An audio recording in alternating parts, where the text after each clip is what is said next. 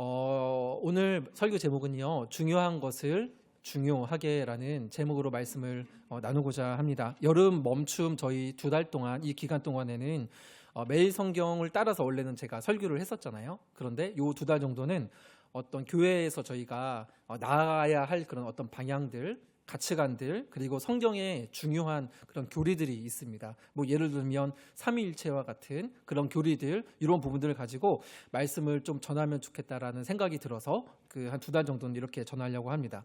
오늘 설교 제목이 이제 중요한 것을 중요하게인데, 혹시 이 설교 제목이 뭔가 좀 익숙하신 분 계신가요? 처음부터 예배 드렸던 분 중에? 네, 다행입니다. 사실 이 제목이 저희 주봉교회에서 처음으로 이제 전해졌던 설교의 제목입니다. 중요한 것을 중요하게.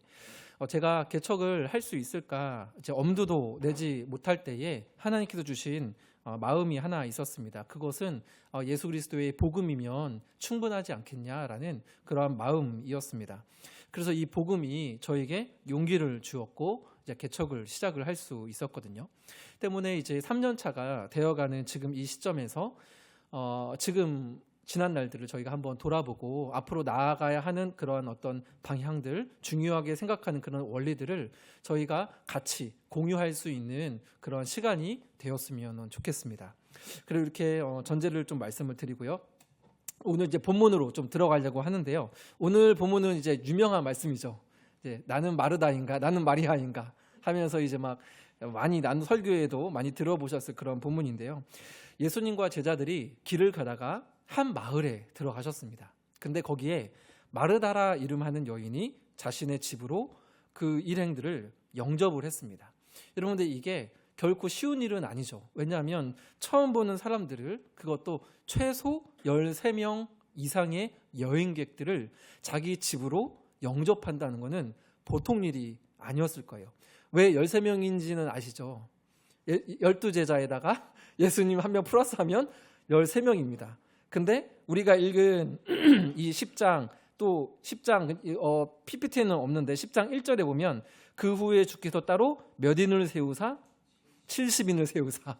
그러니까 13명 플러스 더 누가 있었을 수도 있습니다. 그렇죠? 이거는 추측이긴 하지만 13명만 있었을까? 좀 이제 더 추가가 될 수도 있는 이런 상황 속에서 만약에 10명이, 나 처음 생판 보는 10명이 우리 집에 놀러 온다. 밥 먹으러 온다.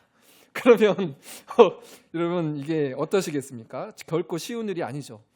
이게 근데 이제 마르다라 하는 이 이름의 뜻이 주인입니다. 주인, 호스트 또는 마담 이런 이제 뜻이거든요.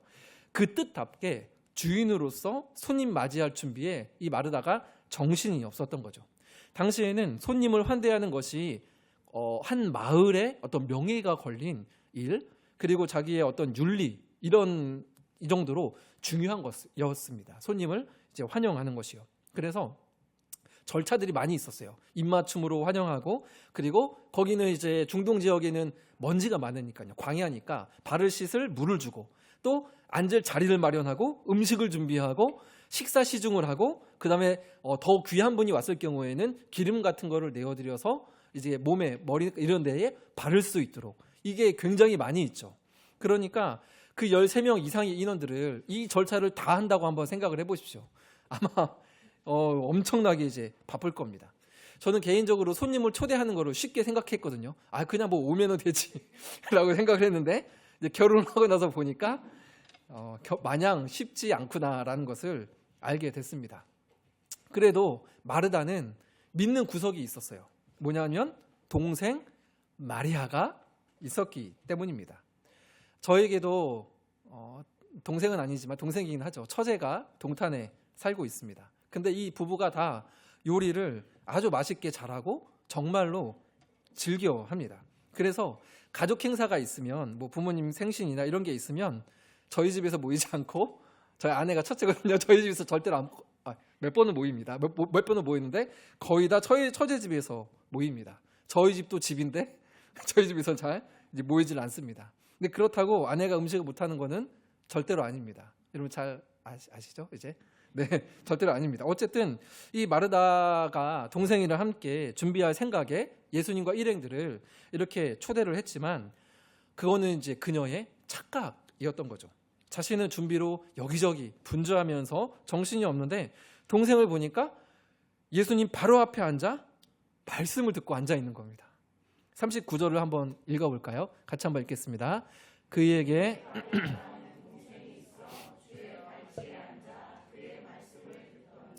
주의 발치에 앉아서 말씀을 들었다라고 하는데요.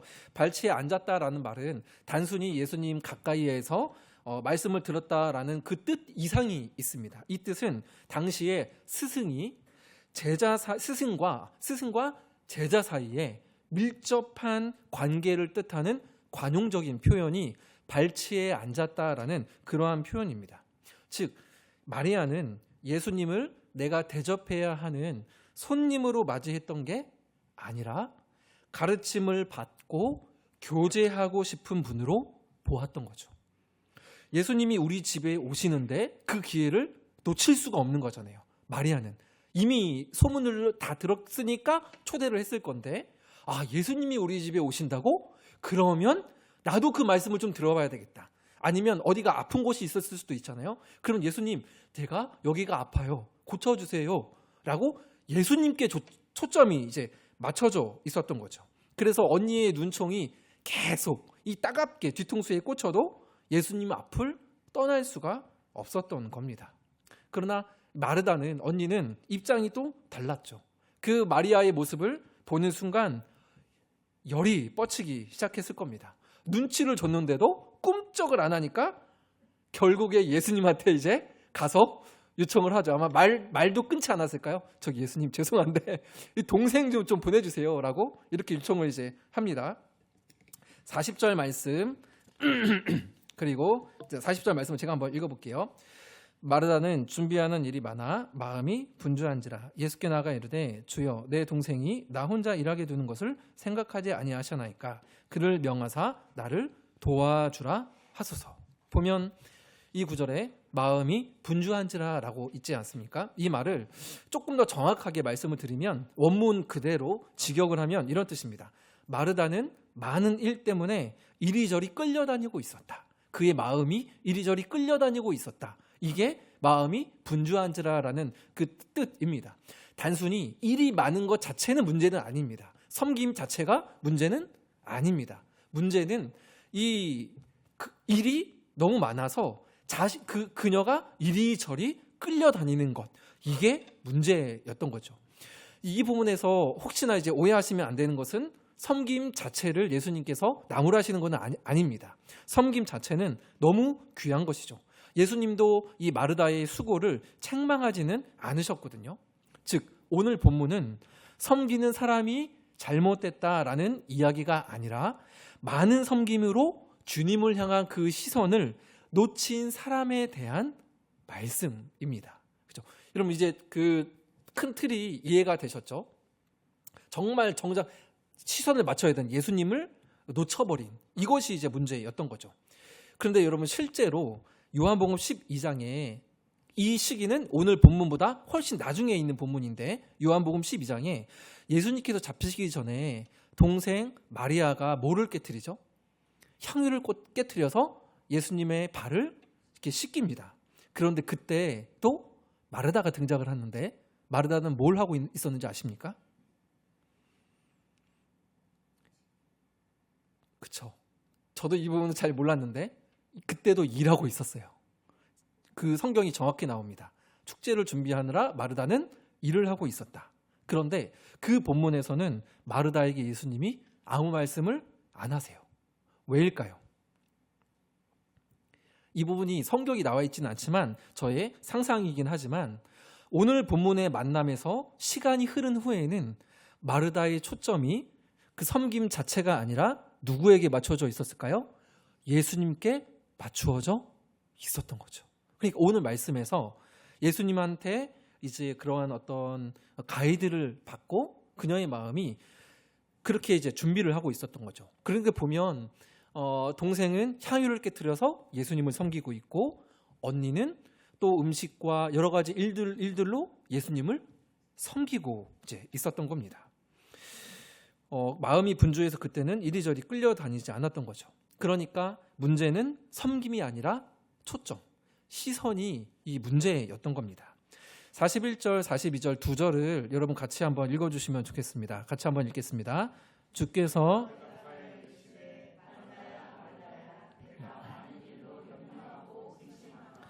몇 가지만 하든지 혹은 한 가지만이라도 족하니라. 마리아는 이 좋은 편을 택하였으니 빼앗기지 아니하리라.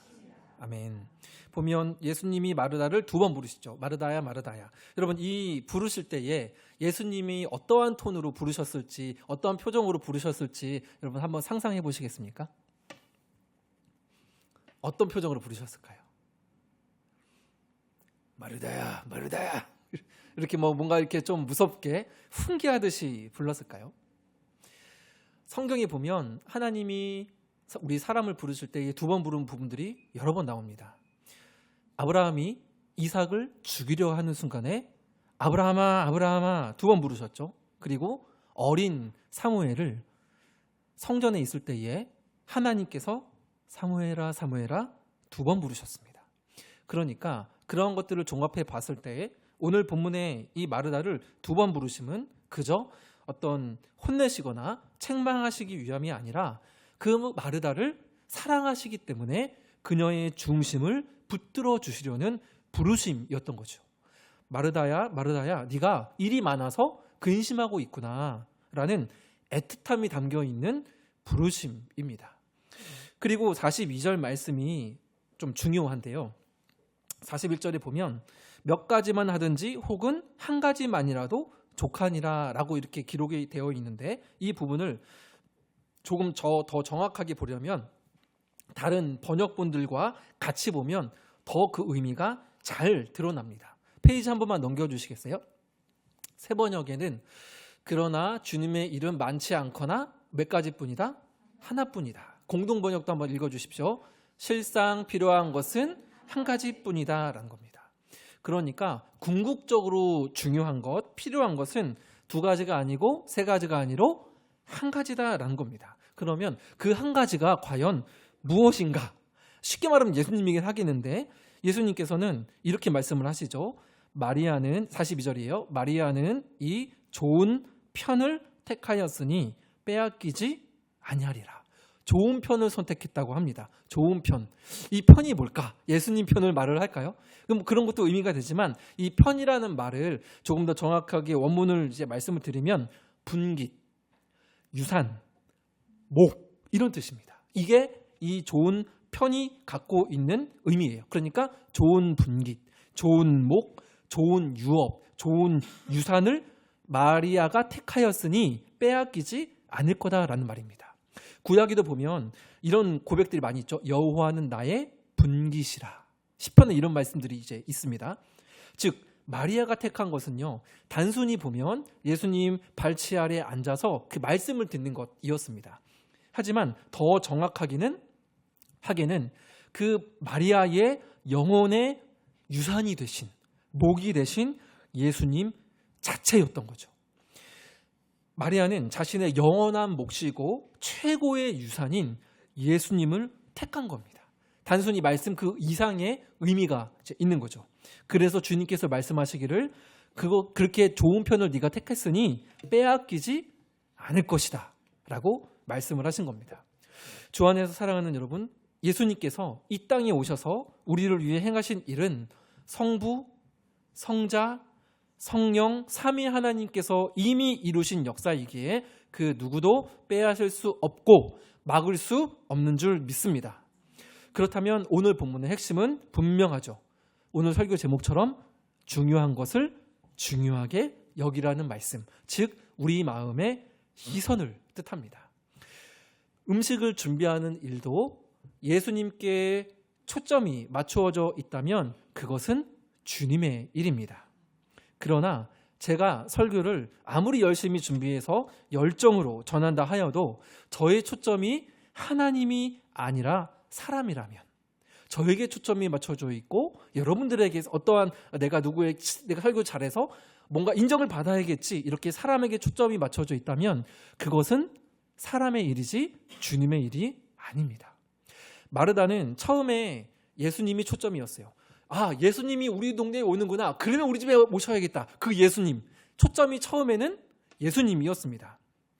그런데 정작 영접한 이후에는 이 많은 일 때문에 이것도 준비하고 물도 준비하고 기름도 준비하고 음식도 해야 되고, 근데 동생은 저기 가서 앉아있고, 그러니까 이 정작 놓쳐야 할 예수님 자체를 놓쳐버린 거죠. 이렇게 이제 오늘 우리에게 주신 말씀에 대한 내용들은 저희가 살펴보았습니다. 그러면 이 부분들을 우리가 이제 어떻게 이해를 하고 우리의 삶과 또 교회에 적용할 수 있을까, 이 부분을 우리가 고민을 해야 되는데요. 오늘날에도 여전히 마찬가지로 우리가 처음부터 끝까지 놓치지 말아야 할 분은 오직 예수님이십니다. 왜입니까? 죄인인 우리는 결코 나 스스로 하나님 앞에 설 수 없기 때문에 그렇습니다. 오직 예수님께서 우리를 위해, 이런 우리를 위해 행하신 일, 곧 복음만이 우리를 살아나게 합니다. 오직 예수만이 생명이고 길이고 진리를 말씀하셨기 때문에 예수님을 의지하지 않고서는 하나님께로 올 자가 없느니라 라고 우리에게 말씀을 하셨죠. 그래서 우리가 처음부터 끝까지 하루하루 놓치지 말아야 할 분은 예수 그리스도, 예수 그리스도의 복음이죠. 이 복음이라는 말이 오늘날에는 여러분 기독교에서 어떤 말을 하는 특정 단어로 사용이 되고 있지 않습니까? 불교에서 복음이라는 말은 사용하지 않죠. 그런데 이 예수님 당시에는 이 복음이 그렇게 특별한 단어가 아니었습니다. 헬라어로 좀 이제 말씀드리면 좋을 것 같아서 말씀을 드리면, 이 헬라어로 복음이라는 말이 유앙겔리온이라는 이런 뜻이거든요. 유앙겔리온 이라는 뜻인데, 이 말을 단어를 직역을 하면 좋은 소식을 전하는 전령의 메시지, 이런 뜻입니다. 좋은 소식을 전하는 전령의 메시지. 예를 들면 이런 겁니다. 여러분, 전쟁에서 우리나라가 승리했습니다. 그러니 이제부터는 두려워할 필요가 없습니다. 우리 밖으로 나와 일상을 누립시다. 이 소식, 이게 유앙겔리온입니다.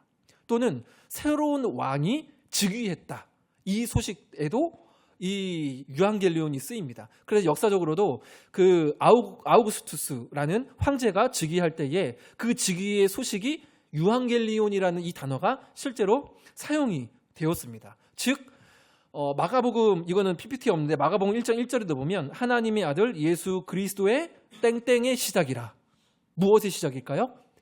복음의 시작이라는 거죠. 그러니까 지금까지 사망 권세가 왕노릇을 하고 있었는데 예수님께서 오셔서 이제는 새로운 통치로 우리의 새로운 왕이 되셨다. 그러니 너희는 그의 다스림을 받아 누리라. 이 말씀입니다. 이것이 복음서의 시작이 되는 거죠. 로마 황제도 그 어떤 지도자도 진정한 왕이 아니라 하나님의 독생자 예수 그리스도가 이제부터 우리의 왕이 되신다라는 그러한 선포, 기쁜 소식이 바로 복음입니다.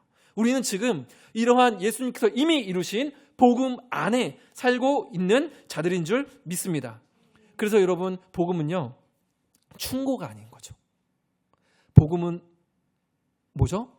그저 소식입니다. 소식이에요. 소식이 우리가 살리는 거죠. 죄로 말미암아 우리가 스스로 설 수 없는 우리를 위해 예수님께서 행하신 그 일, 복음만이 우리를 살리죠. 다른 종교는 이것도 하고 저것도 해야 한다고 말을 하지만 예수님은 십자가에서 어떻게 했다고 말씀하십니까? 마지막 하셨던 말씀 중에 다 이루었다라고 우리에게 말씀을 하시지 않습니까? 명확히 선포하셨죠. 그런데 이 예수님이 어떤 분이신지를 오늘 본문이 그대로 이제 보여주는데요. 예수님께서 마르다의 집을 방문하신 것은요, 목적이 있습니다. 일단은 거기가 이제 예수님도 계속 여행자이시니까 식사도 하고 좀 발도 씻고 쉬어가는 이 목적도 분명히 있었을 겁니다. 왜냐하면 예수님은 100% 하나님이시지만 동시에 100% 사람이기 때문에 그렇습니다. 그러나 이 예수님의 진정한 방문은 궁극적으로는 마르다의 가정, 그 사람들을 섬기러 오신 거죠. 삭개오를 찾으러 가실 때에도 마찬가지였습니다. 일부러 그 여리고에 예수님께서 들어가셔서 그 한 사람 삭개오를 만나고 삭개오를 위해서 그 동네에 들어가셨던 것처럼 마르다의 가정에 들어간 것도 물론 몸과 육신이 쉬러 하는 것도 있었지만 궁극적인 목적인 예수님의 목적은 그것이 아니라 마르다를 섬기려고 예수님께서 그 가정 가운데에 방문을 하셨던 겁니다. 근데 마리아는 그 사실을 놓치지 않았던 거죠. 그래서 주님 발 앞에 앉아 있었던 겁니다. 즉 우리가 잘 아는 것처럼 예수님께서 하셨던 말씀 중에 누가복음 22장 27절 한번 띄워주시겠어요? 다음 페이지 아마 있을 겁니다. 같이 한번 읽어볼까요? 시작.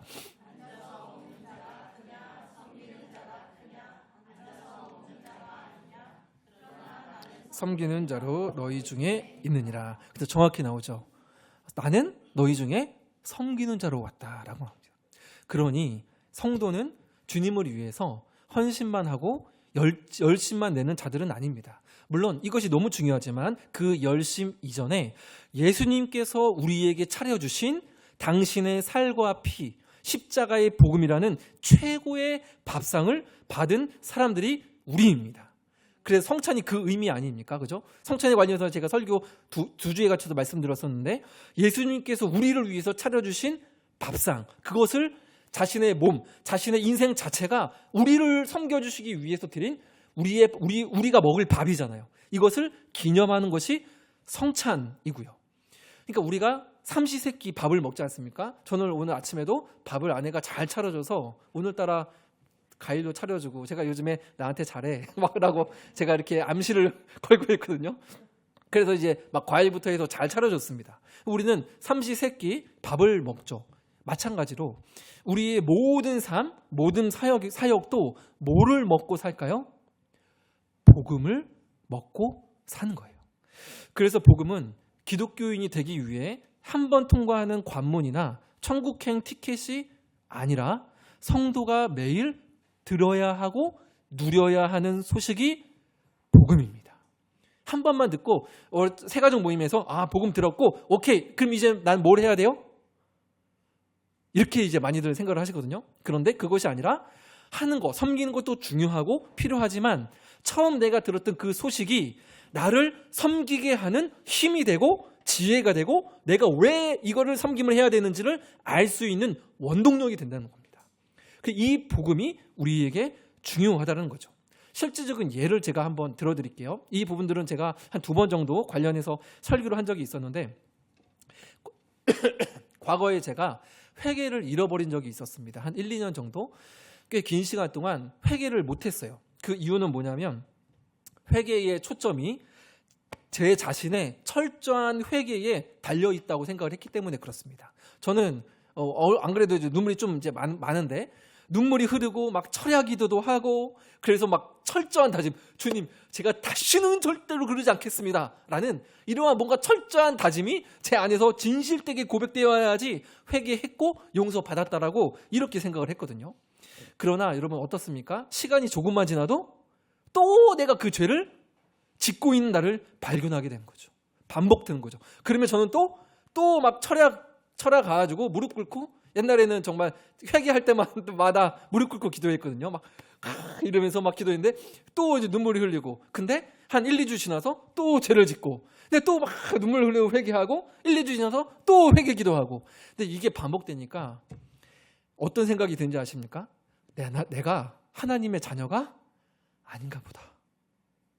여러분 그런 약간 비슷한 생각 하신 적 혹시 없으신가요? 내가 이것도 이 죄도 내가 이기지 못하는데 내가 하나님의 자녀가 맞나? 이런 생각을 하게 됐습니다. 그래서 회개를 잃어버렸었습니다. 그러나 지금 제가 말한 것은 저에게 초점이 있었잖아요. 그죠? 내가 철저히 회개하고 내가 눈물이 흘리고 내 마음이 시원해야 드디어 예수님께서 받아주셨구나 이렇게 생각을 하니까 됐는데 이런 부분들은 여러분 율법적인 회개입니다. 율법적인 회개. 회개는 나에게 맞추어진 고행이 아니에요. 고행이 아닙니다. 회개는 우리에게 주신 축복이에요. 회개는 고행이 아니라.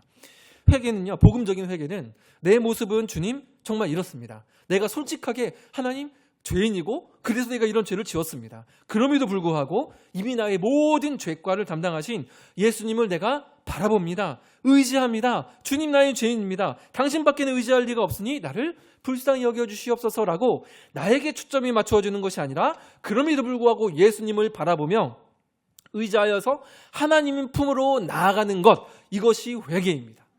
그러면 회개를 잃어버리지 않을 수 있습니다.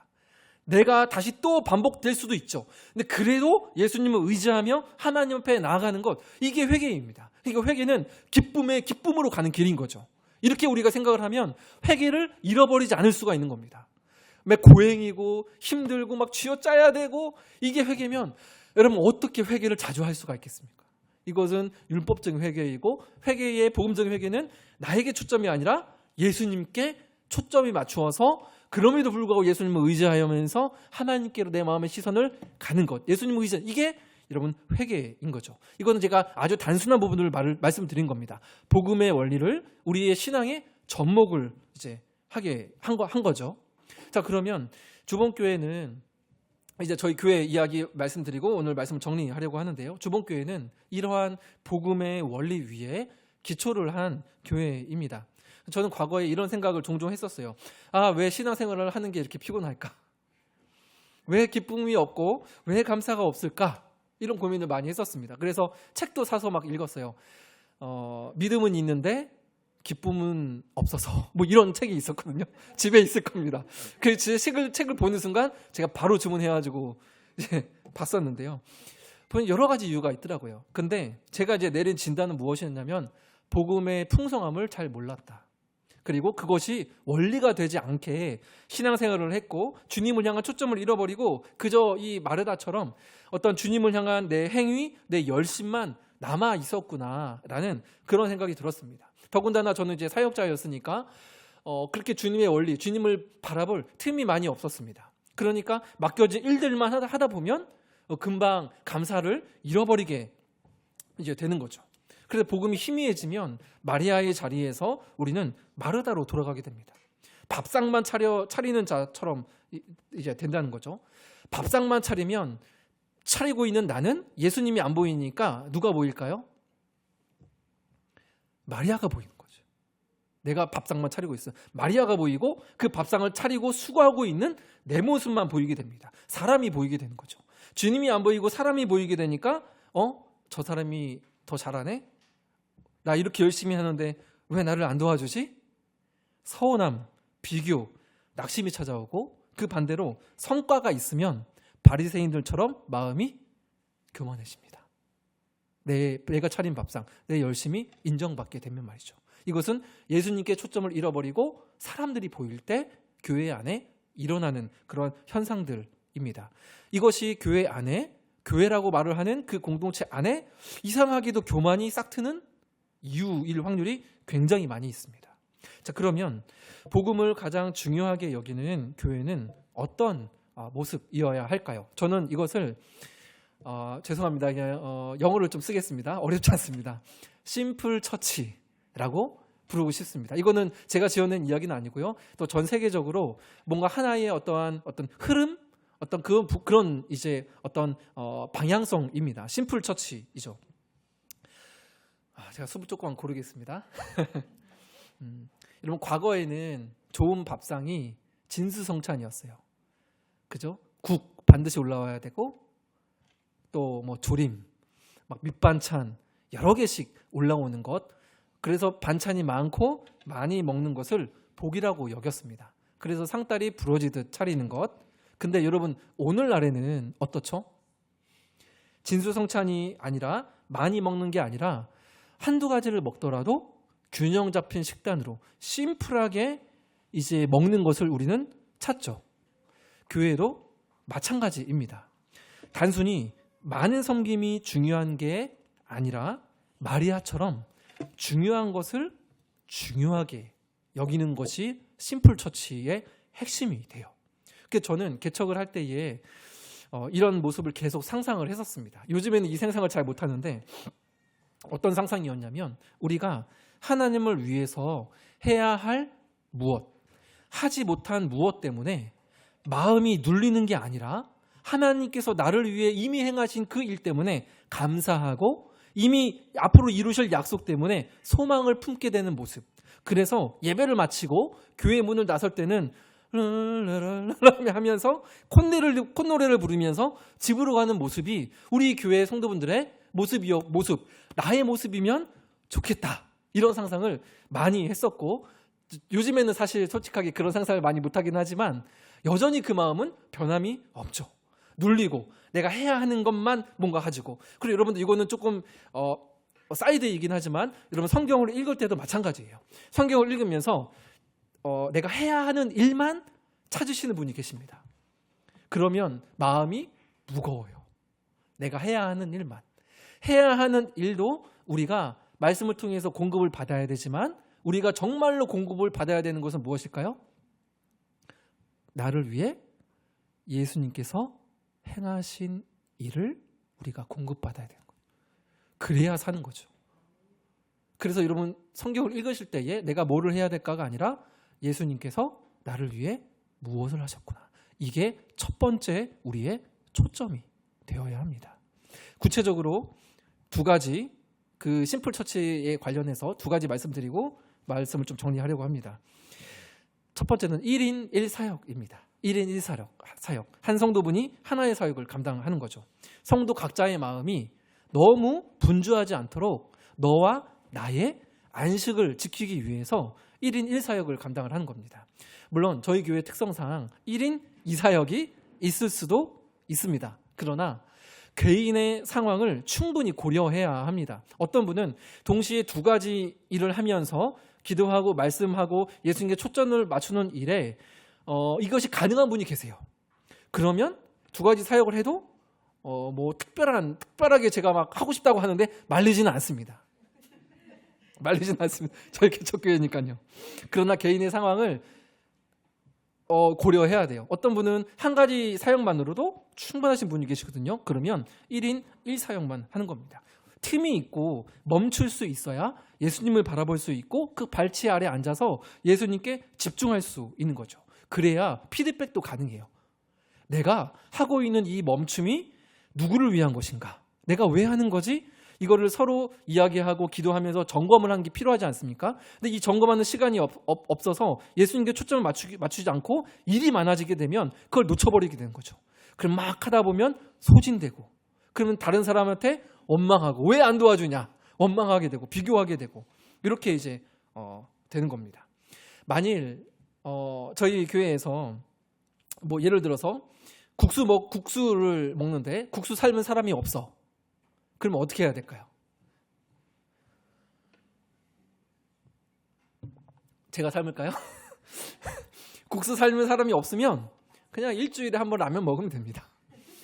라면도 없으면 그냥 안 먹고 그냥 뭐 밖에서 먹던지 집밥 먹으면 됩니다. 안 되는 거를 없는 거를 억지로 할 필요는 없어요. 이게 심플 처치이죠. 두 번째는 첫 번째가 1인 1사역이었다고 한다면 심플 처치 내용이 두 번째는 복음이 원리가 되도록 학습 공동체를 지향을 하는 겁니다. 여러분 복음적인 회개 좀 아까 말씀드렸고 성경을 우리가 묵상할 때 내가 해야 하는 일이 우선적이 아니라 예수님께서 우리를 위한 일이 우선적인 이라고 말씀을 드렸었잖아요. 이것이 복음적인 원리로 성경 큐티와 어떤 신앙생활에 이제 접목을 한 겁니다. 자, 그러면 이 성도의 삶과 우리의 삶과 교회의 사역의 동기와 원리가 복음적인 것이 될 수 있으려면 우리가 성경에 근거하여서 고민하고 함께 배워가야 합니다. 이것 없이는 사실은 가능하지 않거든요. 그래서 성경을 우리가 함께 배우고 기초적인 교리, 저희가 조직신학 한번 이렇게 진행을 하지 않았습니까? 앞으로 계속 할 건데 그런 기초적인 교리들 또 신앙 서적들 이런 것들을 함께 읽고 배워가는 겁니다. 이거는 단기간 안에 되지 않고 왜 끝까지 우리가 이 교회를 섬길 때까지 지속되어야 되는 거죠. 교회가 단기적으로 반짝하는 일에만 초점이 맞추어서 그 일을 행하면 안 됩니다. 힘들고 오래 걸리더라도 장기적인 안목을 가지고 이런 본질을 붙들어야 하는 줄 믿습니다. 본질. 그 사랑의 교회 옥하는 목사님이 붙들었던 본질은 무엇이었냐면 한 사람이었죠. 사랑의 교회는 한 사람이 본질이었습니다. 그래서 옥하는 목사님께서 제자 훈련할 때도 한 사람을 정말로 집중해서 훈련을 했기 때문에 오늘날의 사랑의 교회가 있을 수 있었던 거거든요. 오래 걸렸죠. 힘이 들죠. 그러나 본질을 붙들었던 겁니다. 그래서 성경을 배우고 그런 중요한 교리들을 배우는 것은 본질입니다. 단기적인 게 아니죠. 장기적인 안목을 가지고 함께 고민하고 함께 배워가는 것. 그렇다고 한다면 주님께서 바라시는 건강한 교회로 세워지지 않을까요? 오늘 말씀을 좀 정리하려고 합니다. 이거 외에도 그런 여러 가지 심플 처치의 내용들을 할 것들이 많이 있습니다. 아주 많이 있지만 제가 한 30%를 줄였습니다. 원고를. 왜냐하면 심플 처치니까. 네, 저부터 이제 적용을 하는 겁니다. 오늘 말씀을 이제 정리하려고 합니다. 우리 교회와 성도의 삶에 가장 중요한 것은 예수 그리스도의 복음입니다. 그래서 여러분 질문해 보셔야 돼요. 복음이 나의 계획, 나의 꿈보다 중요한가? 나의 계획, 나의 꿈보다 중요한가? 복음이 중요한가? 복음이 나의 직분, 나의 위치, 나의 명예보다 중요한가? 여러분 어떠십니까? 예수 그리스도의 복음이 내가 갖고 있는 그 무엇보다도 여러분 중요하신가요? 마지막 세 번째 질문입니다. 복음이 이 교회보다 중요한가? 복음보다 교회가 더 중요하게 되면 교회는 반드시 능력을 잃어버리게 됩니다. 왜냐하면 사람이 보이니까요. 그러면 주님께 의한 교회가 아니라 사람에 의한 교회가 되어버리죠. 사람의 눈치를 보는 교회가 되어버리면 교회는 능력을 잃어버립니다.